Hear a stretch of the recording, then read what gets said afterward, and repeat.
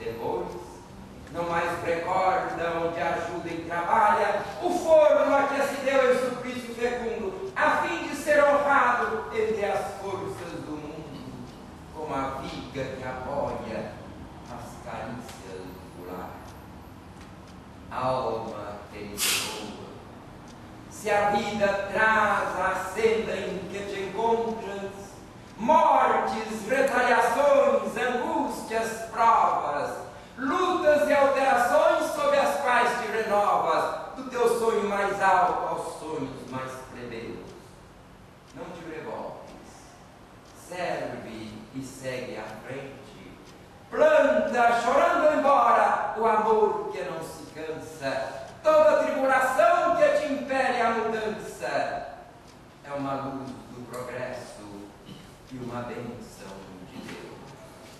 As tribulações, nós as amaldiçoamos, no entanto, são bênçãos de Deus.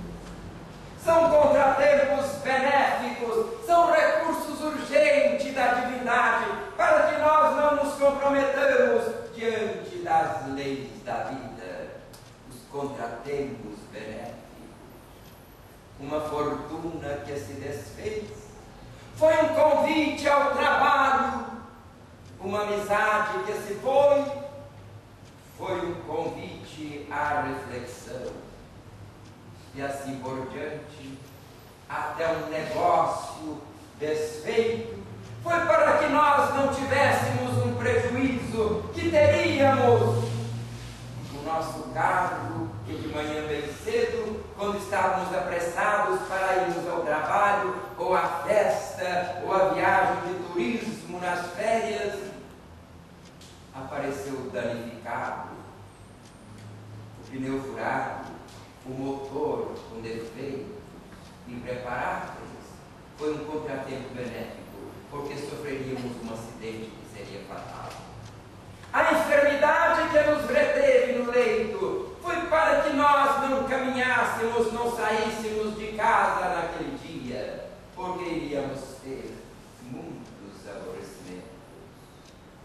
E Emmanuel, em Contratempos, título da página, vai mais além, a própria desencarnação.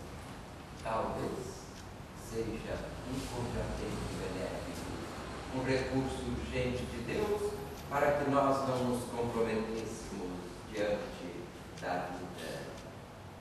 Não somos o empresário, mas somos o empregado. Sim, para quê? Para que nós aprendamos o significado do trabalho em nossa vida. Porque o homem é obrigado a trabalhar. Nós somos obrigados a trabalhar, todo mundo. Ninguém foge ao trabalho. Há umas pessoas ditas ociosas, preguiçosas, que fogem ao trabalho, estão trabalhando de fugir. Aí está que trabalho penoso, sem recompensa. Porque o homem é obrigado a trabalhar. É uma consequência da sua natureza corpórea. É uma expiação, mas também um meio dele aprimorar a sua inteligência. Não fosse o trabalho que o homem se encontraria ainda na infância, quando a inteligência. Eis que ele deve a sua segurança, ao seu bem-estar, à sua alimentação, ao seu trabalho. Tudo isso nós conquistamos com o nosso trabalho. Ao que é de corpo franzino, Deus concedeu a inteligência para o compensar. Mas tudo e todos trabalham e devem buscar no trabalho a alegria da vida. Trabalho, sim, disse ainda Emmanuel, é a esponja bendita que varre as mágoas do mundo. Que definição extraordinária, é poética, mas tem o seu significado biológico. Trabalhando, nos movimentamos, estamos magoados, angustiados, deprimidos, tristes. Naquela nossa movimentação, o nosso organismo produz os antidepressivos. E nós nos sentimos assim animados, encorajados. E por isso ele tem razão, cientificamente comprovada. O trabalho é a esponja bendita que varre as mágoas do mundo. Aí está que a mensagem espírita nos fala da vida, das realidades que estão em nossa vida, em nossa existência, para que nós compreendamos e nos queixemos menos dos reveses, dos dissabores que são naturais, mas que eles sejam passageiros e passem logo.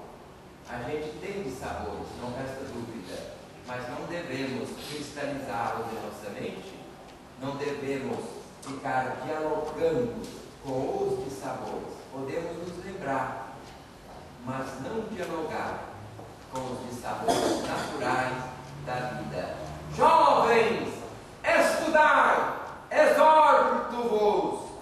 Ninguém vive sem saber, ninguém vive sem amar, ninguém ama sem sofrer. Aí está, mas não aumentemos o nosso sofrimento. Soframos na medida certa. Comumente nós aumentamos o sofrimento. Santa Teresinha disse: o que será de mim no céu? No céu não há sofrimento. Não compreendi isso dela. Passei-lhe o e-mail e pedi explicações. Santa, por que é que a senhora faz esta queixa? O que será de mim no céu? No céu não há sofrimento. Ela muito simples. É que o meu sofrimento na terra era prazeroso. Por quê? Porque eu sofria na medida certa. O prazer que eu experimentava era o prazer da evolução, causado pelo sofrimento.